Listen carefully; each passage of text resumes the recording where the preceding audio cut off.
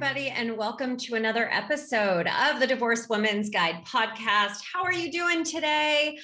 I am excited to be here with you guys for another solo episode where I want to talk to you guys a little bit about communicating with a narcissist. And the reason why is I was actually just being interviewed on another podcast, and it was a topic that came up that I thought was powerful enough for me to want to do another episode about this. And the reason being is that so many times we're really quick to react when we are in communication with our ex, and an ex that is narcissistic, has narcissistic characteristics. And first and foremost, I just want you all to just take a second and recognize that unless somebody has been diagnosed NPD, right, narcissistic personality disorder, it's not something that we can just label somebody as being. So in my language in today's episode, I'm going to be saying that narcissistic characteristics, right? Because, for example, my ex-husband hasn't been diagnosed, but definitely has those characteristics. So when you are in communication with somebody who is narcissistic in characteristics that you're experiencing, the first step that I talked about in the podcast today that I want to share with you guys in today's episode is number one, recognizing when you realize that you are trying to be manipulated, gaslighted, where there's that emotional, verbal abuse, where you feel like the story is being turned back on you. And so understanding when that is happening is crucial. So that's paying attention to language such as if you're hearing them say the words you, okay, you're doing this, you're responsible for this, you're creating this, right? That's a finger pointing game where they're trying to turn the story back on you like you did something wrong. So if in that moment you feel like you have done something wrong, know that there could potentially be some manipulation happening. And step number two in that process is recognizing, okay, that the first thing that your body is going to want to do is go into defensive mode, where all of a sudden you're like, wait a second, why are you turning this back on me, right? Where you're just reacting. And instead, I invite you guys to take a breath. Just take a second and go, hold on a second. I have a saying that I tell my clients, I've said it on the podcast before as well, where I say there's power in the pause, power in the pause.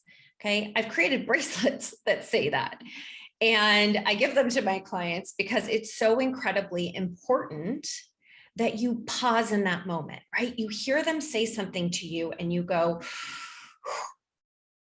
I hear you, the word you, I feel like I've done something wrong, and I'm just going to take a breath for a second. And there, for some reason, and maybe it's because we live in a social media forward world, but we think that we have to automatically reply, or that if we don't automatically reply, we're communicating something instead of just taking a breath. What's the harm in just taking a beat, taking a breath? And after doing so, just going, and even saying that out loud when they're speaking to you, or even that's interesting, right?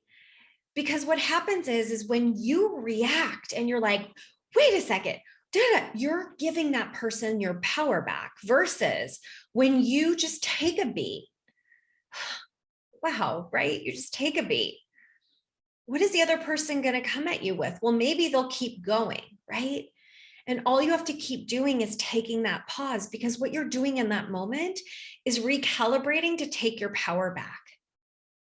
And then figuring out how it is that you get to choose to respond in a neutral way. So just even saying, or interesting, neutralizes the conversation. And that's something that you can continue to say on repeat. Now, what we forget is that at the end of the day, when we're communicating with somebody who has narcissistic characteristics, is that they care about how they look. They care about what other people think of them.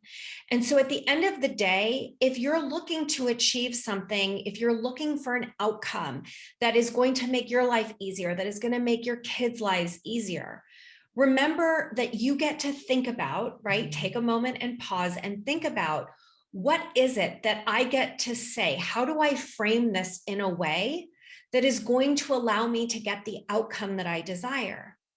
And the example that I give quite a bit is when, my older son had a doctor's appointment and he really didn't want his dad to come. And so he asked me if there was a way that, I could maybe help him to ask his dad to not come to the doctor's appointment. And so I thought about, okay, well, the outcome is to not have him come. And I could have picked up the phone and said, our son doesn't want you there. And, what does that do? Nothing. It throws my son under the bus. It creates an argument. No, the end of the day, my son doesn't want him there. So what do I do instead? So instead, I text him and I reiterate how he loves for people to know what he does for a living and that he's super busy and a very important person. And so what did I do? I sent him a text and I said, hey, I know you're super busy. And this is probably like really hard for you to get to today. So I just want to let you know that I've got this appointment and I will text you everything that we talk about. And if there's something that you wanted me to ask, I'm happy to do that. Just send me that information before. And the text that I got afterwards was, that will really help me today. Thank you. I trust you. Just keep me posted. And so do you hear the difference, you guys, when it's really about just wanting to get that outcome and really just phrasing it in a way where they feel like you see their importance and getting the outcome that you want. So when you're trying to communicate with a narcissist or with someone who has narcissistic characteristics, it's all about what is the outcome that is best for you, that is best for your kids, and releasing, the like wanting the initial urge to pick up the phone and make them feel like crap, because all that's going to do is make you feel bad. It's going to hurt your relationship with the people in your life. And at the end of the day, it doesn't achieve the outcome that you want in the easiest way that is possible for you. So I hope that this helped you guys today. I hope that you learned something new, because I think that it's really valuable that we learn how to shift our communication with our ex from the lens of, ex-wife or ex-husband into co-parent. And this is a part of what I teach in my co-parenting course, which is, if you guys want more information, go to coparentingapart.com. And it's really important that you learn how it is that you get to start communicating from a place where you feel seen and heard, instead of feeling like the conversation is turning around and you are somehow in a tailspin and feeling responsible, because you're not, and you get to live your best life, even when you're co-parenting. So I hope that you got some good nuggets of information in today's episode. You know that I love hearing from you guys, so don't hesitate to reach out and share your feedback with me. You could do that at wendy@wendysterling.net. And don't forget to subscribe so that you don't miss a single episode that comes out every single week.